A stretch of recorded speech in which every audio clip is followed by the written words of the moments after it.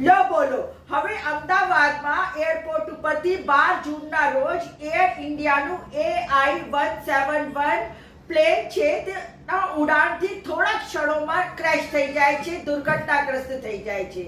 હવે AAIB ની 15 પાનાની report આવી ગઈ છે અને કોકપિટના વોઇસ રેકોર્ડિંગ પ્રમાણે સિનિયર પાયલટ જુનિયર પાયલટને કહી રહ્યા છે કે ફ્યુઅલ કેમ બંધ કરી દીધું, તો જુનિયર પાયલટ કહે છે કે મેં નથી બંધ કર્યું. અને આનાથી સાબિત થાય છે કે બંને પાયલટોને ખબર જ નથી કે ફ્યુઅલ બંધ થઈ જાય છે, કયા કારણથી થાય છે, ટેકનિકલ ખામી હોઈ શકે છે. બંને નિર્દોષ પાયલટો છે, પરંતુ દોષનો ટોપલો હવે એમના માથે નાખવાની તૈયારી થઈ ગઈ છે. મોટી માછલીને બચાવવા આ રીતેનું કાવતરું ઘડવાની તૈયારી છે એવું પ્રતીત થાય છે.